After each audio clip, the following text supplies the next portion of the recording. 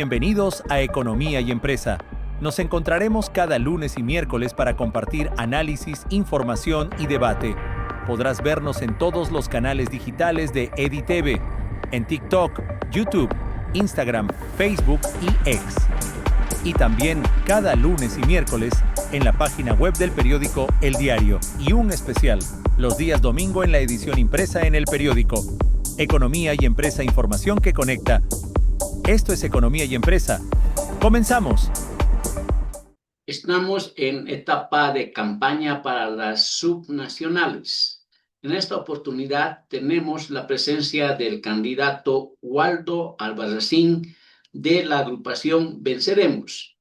Él propone humanizar la alcaldía desde el punto de vista especialmente de los derechos humanos. También indica que no modificará la situación de impuestos que tiene la alcaldía, procurará industrializar la basura y también mejorar el tráfico que tenemos en la ciudad de La Paz vinculado con otras ciudades.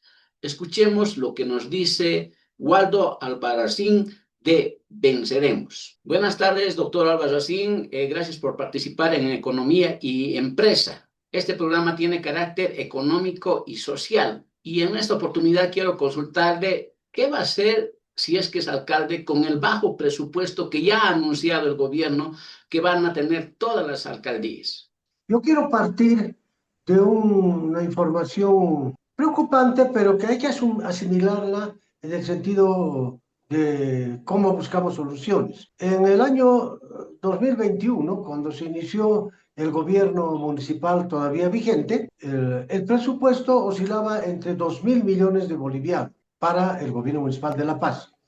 Y resulta que hoy, en el 2026, se está preveyendo un presupuesto de 1.723 millones de bolivianos. Ya te puedes imaginar en 5 años cuánto ha perdido el municipio de La Paz en lo que significa la asignación presupuestaria, los ingresos que tienen una razón fundamental de existencia para satisfacer las principales necesidades del municipio y particularmente de los vecinos, ¿no?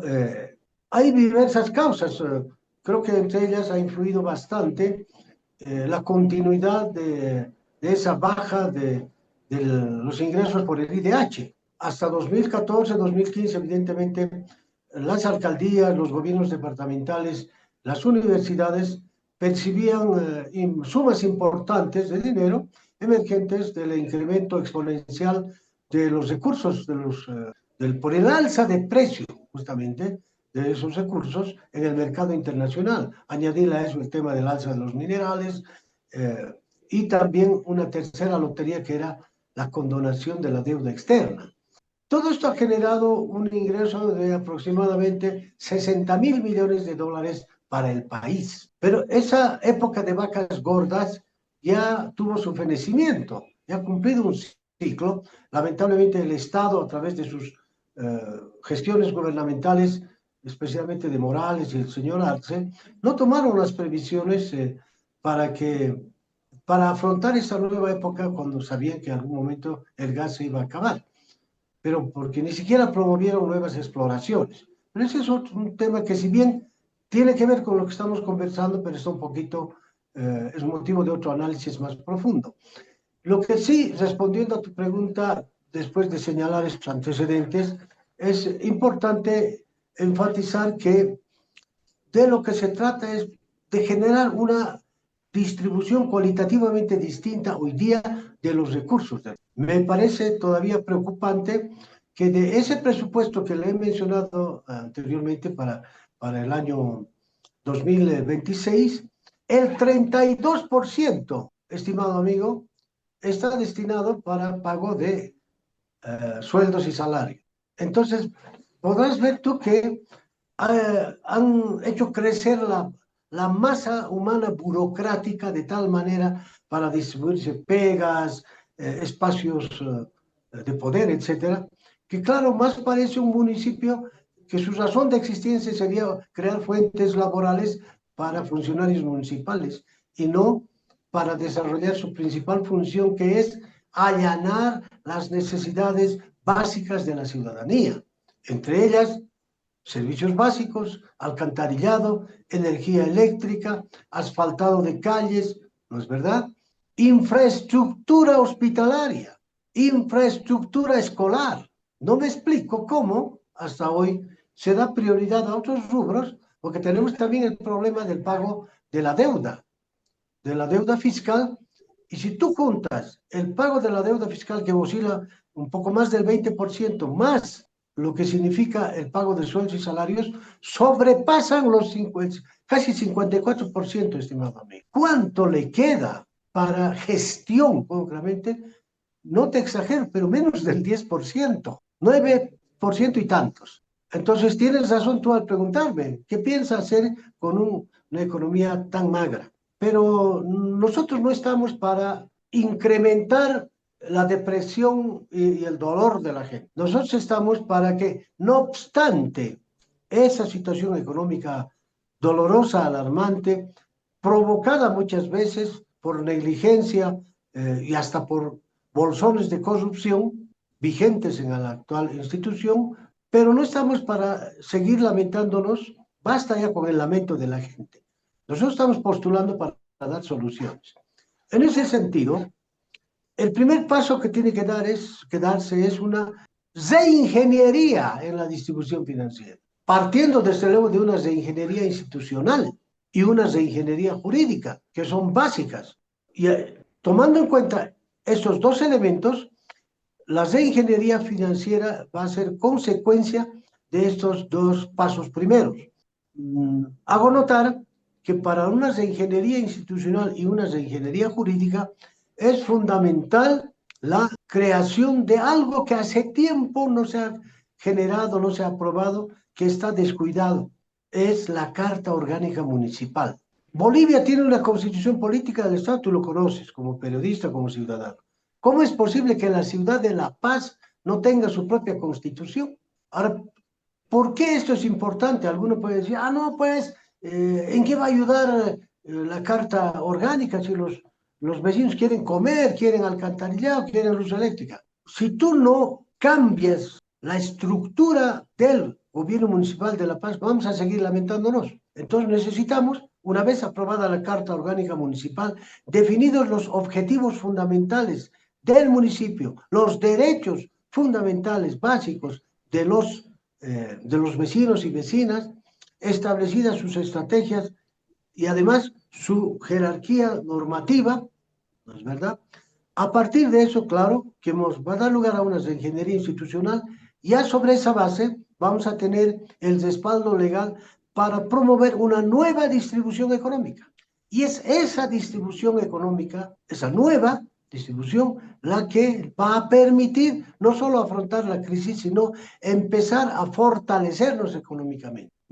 Te seguirás preguntando, pero ¿dónde está el cómo? Si tú analizas, hay que cambiar esos rubros tan perversamente distribuidos. Hay que, reitero, darle prioridad a lo que te mencionaba hace un momento, infraestructura sanitaria. ¿Por qué?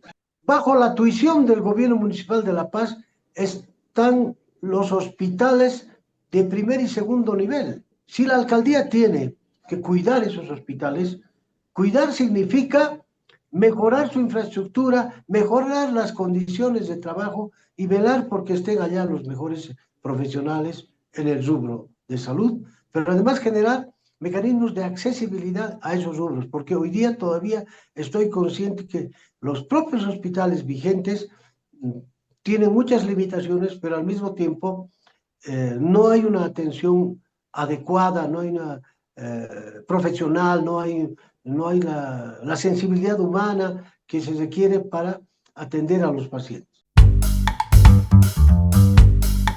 Doctor, y en el otro lado... Doctor, en el contexto que usted está hablando, ¿pretende reducir el número de funcionarios que tiene la alcaldía para tener más economía? Racionalizar más que reducir, porque viendo cómo está, lo que pasa es que como los gobiernos municipales se conforman sobre la base de pactos políticos. Entonces, cada partido, cada entidad política mete a su gente, impone y se los ubica donde sea, sin ver la calidad, sin ver la especialidad, sin tomar en cuenta la importancia de la función. Entonces, cuando hablo de racionalizar, va en el sentido de que ningún servidor municipal va a estar fuera del lugar, es decir, ningún servidor municipal va a estar en el lugar que no le corresponde. Si tú te acuerdas, en la época del gobierno de Evo Morales, estaban como diplomáticos gente que no entendía un comino de diplomacia, solamente por la condición de ser indígena. A eso me refiero. Es decir, no se trata de ubicar a las personas en el contexto de una repartija de peras, si me permite la expresión popular. Se trata de ubicar a los mejores profesionales en el área de salud, a los juristas más calificados en el departamento legal y otros rubros afines. Se trata de ubicar, reitero, a los arquitectos más calificados en las reparticiones que tienen que ver con aprobación de planos, catastros urbanos, etcétera. A eso me refiero, o ingeniero. Uno es eso. Pero dos, también se trata de ver que si hay un personal supernumerario que no va en proporción a las necesidades de la institución, eso amerita pues una evaluación para ver en qué medida sirve o no sirve, o está ahí simplemente por los compromisos políticos de la gestión que todavía no ha concluido. Entonces, a eso me voy. Yo no soy partícipe de la masacre blanca, siempre he sido un defensor de los derechos humanos y el derecho al trabajo es un derecho, comprendo eso. Pero también está el otro extremo, que como dije a un principio, la alcaldía no ha sido creada para meter gente de funcionarios. La razón de existencia de la alcaldía es ver la mejor forma de dar servicio a la ciudadanía. Ahora eso, claro, lo haces con personal. Eso significa que el personal tiene que ser lo más calificado posible. A eso me voy y creo que es bajo, si nos manejamos bajo esos parámetros, sí podemos cumplir lo que estamos anunciando. Doctor, en el plano de la salud que usted ha mencionado como muy importante, ¿tiene algún plan específico para mejorar esa situación, sabiendo que tenemos esas limitaciones económicas? Mire, a ti te ha debido pasar, y a muchos que nos están viendo y escuchando también, cuando pasamos por la avenida Saavedra, donde está el hospital, bueno, le han puesto varios nombres, hospital general, hospital de clínicas, etcétera, pero es doloroso ver a la gente que en cuadras y en cuadras hasta tienen que ir a dormir para conseguir una ficha. Pero ese no solo es problema del hospital de clínicas. La caja, el hospital obrero. Si tú te has dado una vueltita por el hospital obrero e ingresas a emergencias, la gente está en el suelo, querido amigo. ¿Qué te muestra esto? Que el Estado boliviano le niega a la población el derecho a la salud. Porque es un tema de entender lo que está en la Constitución. Se supone que es una norma de aplicación prioritaria. El derecho a la salud es un derecho fundamental vinculado con el derecho a la vida. Entonces nosotros, desde la alcaldía, si Dios y la voluntad de nuestro pueblo nos permite llegar al cargo a través del voto, tenemos la obligación ineludible de mejorar la infraestructura hospitalaria que en este momento es deplorable. Eso pasa por readecuar el presupuesto, estimado amigo. Es una asignación vergonzosa lo que llega a los municipios, perdón, a los municipios en general, pero en el caso de La Paz, los hospitales dependientes en los primer y segundo nivel trabajan en esas condiciones infrahumanas. Pero además, como resultan insuficientes, se trata de construir más hospitales, por lo menos de primer y segundo nivel, para ampliar y hacer más accesible el derecho a la salud en cuanto a nuestra gente. Recursos, justamente readecuando este irracional sistema de distribución que actualmente existe, ¿no? Priorizando salud y atención a la infraestructura escolar, pero al mismo tiempo me parece fundamental que cuando lleguemos a la alcaldía, desde La Paz lidericemos un movimiento, porque La Paz siempre ha sido líder, ¿no? Un movimiento en función de que el gobierno nacional haga realidad lo que ha ofrecido en su campaña. ¿Qué ha ofrecido en tema salud, en tema presupuestario? 50-50, ¿no es cierto? Lo dijo. Entonces los políticos están acostumbrados a decir y luego desdecirse o señalar, no, no quisimos decir eso, que lo dijimos, pero estaba condicionado a este otro aspecto. Ya el ministro de Economía ha estado ya queriendo distorsionar las cosas. Pero entonces, cuando hablo del liderazgo de la paz, me refiero a que tenemos la capacidad para convocar por lo menos al conjunto de municipios del país y el conjunto de gobiernos departamentales en aras de hacer causa común para que en el marco del diálogo, no estamos hablando de bloquear nada de ello, pero en el marco del diálogo exigir que el gobierno nacional cumpla ese ofrecimiento electoral del 50-50, ¿entiende? Porque si se hace realidad, evidentemente va a mejorar las condiciones de cada municipio y los POAs que se asignan a los distritos, macrodistritos, también van a mejorar ostensiblemente. Respecto a la educación, lo que vemos todos los años es que antes de las clases los colegios están medio cayendo, tienen que refaccionarlos y parcharlos para el siguiente año de clases, por una parte. Por otra parte, entregan algo de mochilas y el desayuno escolar. Ahí acaba prácticamente la responsabilidad de la alcaldía. ¿Usted tiene algo para mejorar esta situación o va a continuar con eso? Es que no hay que ponerse límites, sino más bien hay que tratar de ir más allá, porque el derecho a la educación también es un derecho fundamental, pero está tan casado en el caso de las escuelas con el tema de la salud, porque vea usted, y lo ha mencionado, específicamente le pongo el ejemplo de una escuela en la zona sur, en Cotacota, la escuela Walter Stuff, que está por derrumbarse. Ahí está de por medio el derecho a la educación, claro, el derecho a la vida y el derecho a la salud. O sea, los derechos humanos son interdependientes. Por tanto, no se pueden atender aisladamente, son integrales. En consecuencia, nuestra gestión en el gobierno municipal de La Paz, precisamente lo que va a hacer es atender los derechos a la educación, a la salud, a la vida propiamente, sobre la base de la integralidad de los derechos. En ese contexto, pues, ¿verdad?, tenemos la obligación de desarrollar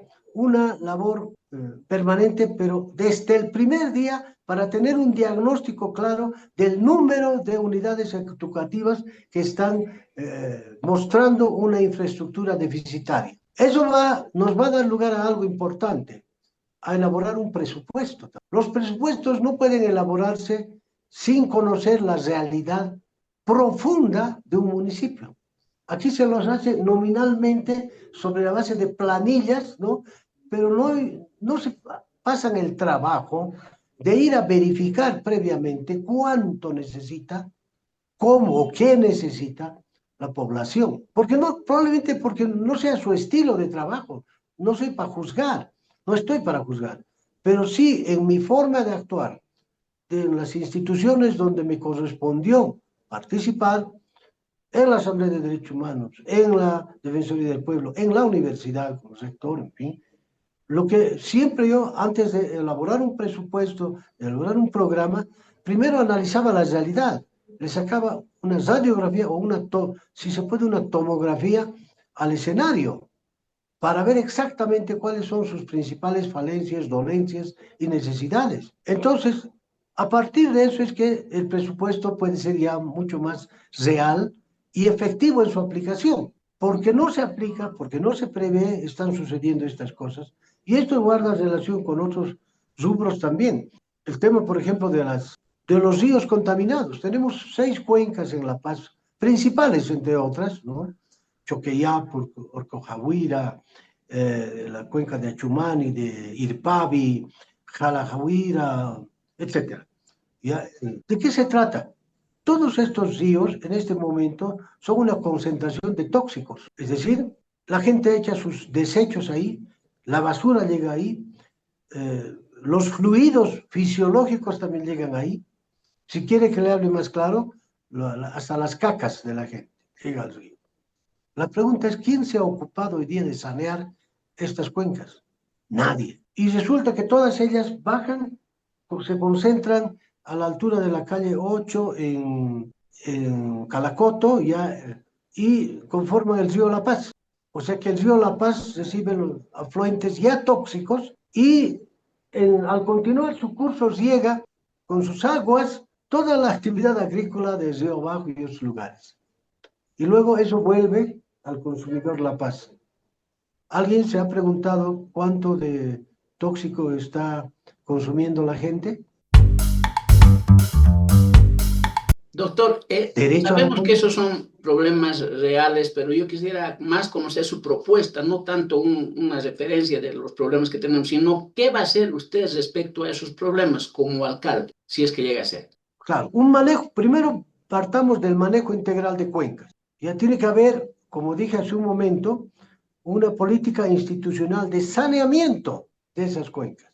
Es fundamental eso porque además existe la posibilidad real y concreta de que saneadas esas cuencas se pueden obtener ingresos para el municipio de La Paz y al tiempo de preservar la salud de la gente. Es nuestra propuesta, sí. Ahora, un error que cometen los municipios es quererlo hacer todo en forma directa. No cuenta con los recursos para ello, pero tú puedes terciarizar esos proyectos, de modo que empresas que especializadas en este tipo de trabajo cristalicen nuestras aguas y obviamente generemos salud para la gente, mejores condiciones de vida, pero al mismo tiempo evitar gastos permanentes que va realizando el municipio de La Paz.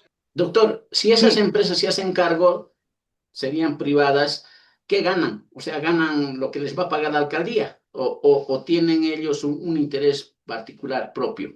no hay ninguna empresa es filantrópica, estimado amigo.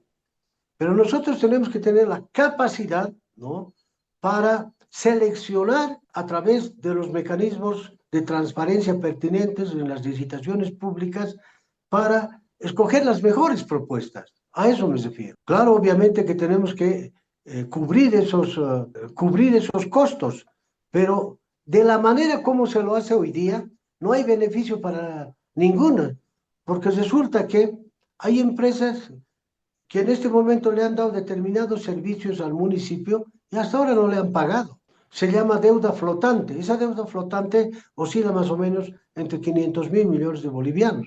¿Por qué no le cobran? Tú te estarás preguntando. Porque tienen la esperanza de que los vuelvan a contratar, porque si le hacen un lío a la alcaldía, les van a poner la lista negra, ¿no es cierto? Entonces, se maneja muy mal. Alguien dijo que hasta en una familia, cuando los recursos de la familia son limitados, pero si se los maneja con transparencia, con idoneidad, puede alcanzar la olla. Lo que pasa es que en el caso de La Paz, nos están dejando una olla vacía, pero no solo vacía, sino saqueada, porque muchas de esas empresas a las que estoy mencionando ingresaron también por las vías, pues, irregulares. En consecuencia, cuando hay un mal manejo estructural, cuando hay un manejo doloso, una administración dolosa, todo sale mal. A eso me voy. La alcaldía no va a resolver sus problemas económicos de la noche a la mañana, pero sí vamos a generar un proceso de recuperación económica serio, demostrando desde el primer día que es posible construir una institución sin robar, sin apropiarse indebidamente, pensando en el vecino y buscando las mejores alternativas para allanar las necesidades básicas de mejor vida, de calidad de vida de vecinos. Claro, pero si paralelamente estoy pensando en cómo voy a asegurar mi patrimonio hasta mi cuarta generación y pongo en segundo plano los derechos del vecino, no voy a lograr ese objetivo. Doctor, una fuente de ingresos de todas las alcaldías son los impuestos. ¿Usted va a mantener los impuestos a los inmuebles, a los vehículos, tal como están? ¿O va a subir, o va a bajar, o va a crear nuevos impuestos?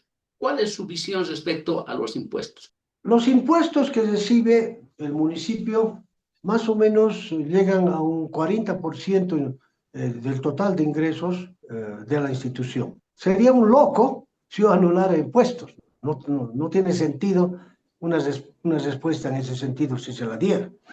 Lo que tengo que hacer es un estudio profundo para mejorar los ingresos del municipio, respetando, claro, los impuestos que hoy existen, pero también podemos generar nuevas cargas impositivas, no necesariamente descargando esto sobre los sectores más vulnerables de la sociedad, ¿me entiendes?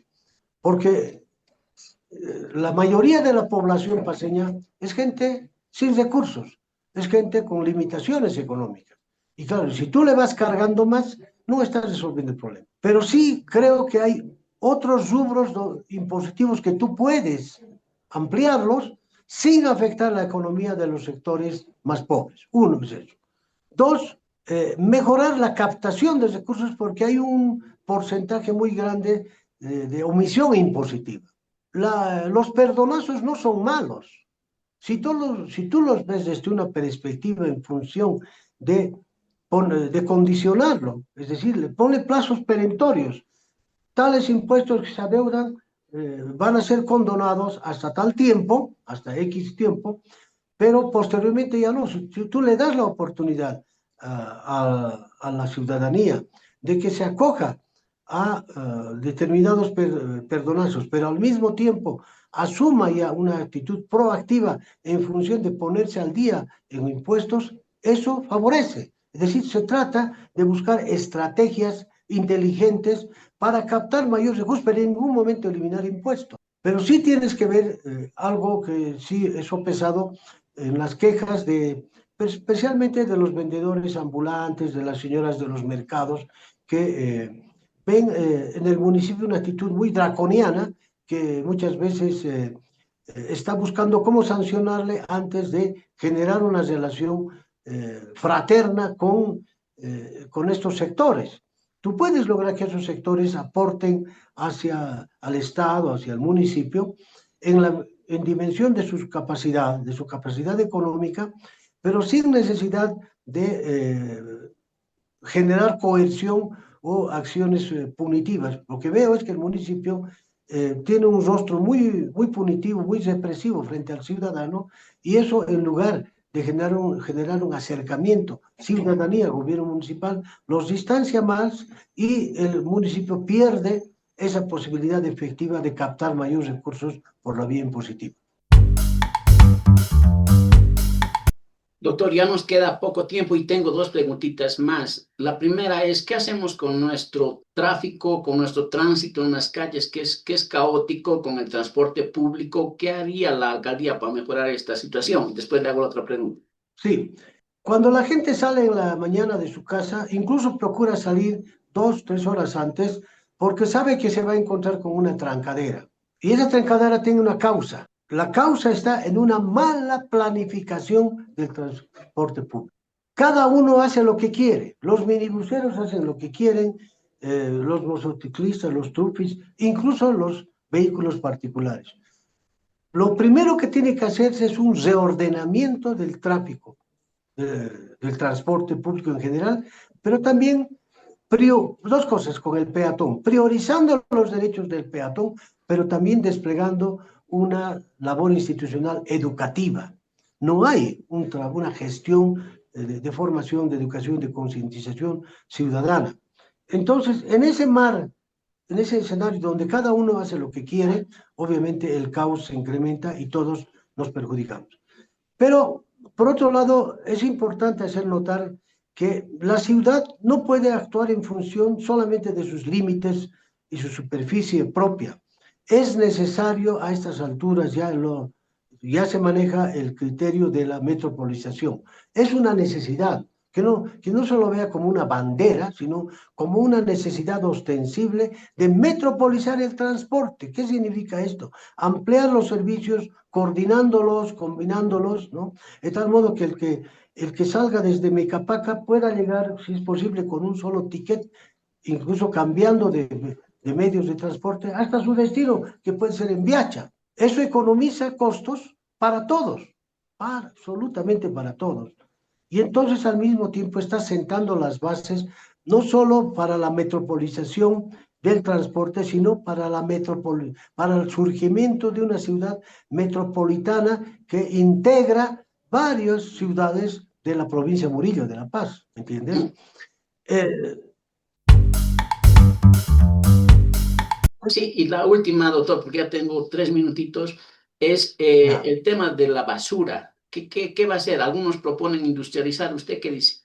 La basura, Bolivia es un país, uno de los pocos países donde la basura sigue siendo basura. Grábete eso. La basura no, en realidad estamos subutilizando las potencialidades de la basura. Esa basura tiene que ser reciclada, esa basura tiene que ser transformada, esa basura tiene que ser industrializada. Y en ese contexto, estamos incluso preservando el derecho a la salud de la ciudadanía.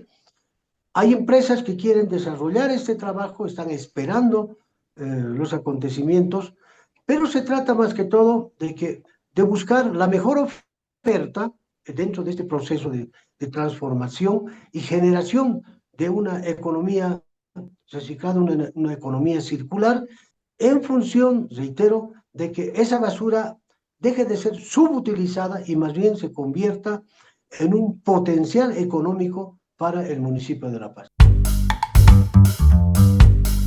Gracias, doctor. Sus últimas palabras, ¿por qué el ciudadano tiene que votar por usted? Fundamentalmente porque le estoy ofreciendo una forma de administración transparente en todo sentido de la palabra. Lamentablemente, la experiencia hasta hoy del gobierno municipal en diferentes gestiones es una experiencia de tremendos bolsones de corrupción, y eso le hace daño y perjudica a la ciudad y al vecino. Segundo, porque sus derechos van a estar vigentes. Estamos creando la Defensoría del Vecino, precisamente para que se encargue de defender de manera contundente los derechos de vecinos y vecinas a efecto de que dejen de ser atropelladas por la gente. Y tercero, estamos creando el SAR anticorrupción, justamente una instancia fuerte, robusta, que despliegue una política de transparentización del manejo económico, financiero, administrativo de la institución, y ese SAR creemos que va a tener esa fuerza institucional para poner fin a un flagelo. Y el cuarto, promover acciones penales contra aquellos llamados loteadores, es un eufemismo porque al final son simples ladrones que se apropian de terrenos ajenos, tanto del Estado como de particular. A esos los vamos a perseguir hasta extinguirlos por la vía de acciones penales correspondientes. Muchas gracias, doctor. Será una próxima Muy oportunidad, amable una nueva por entrevista. la entrevista. Gracias. Gracias a usted.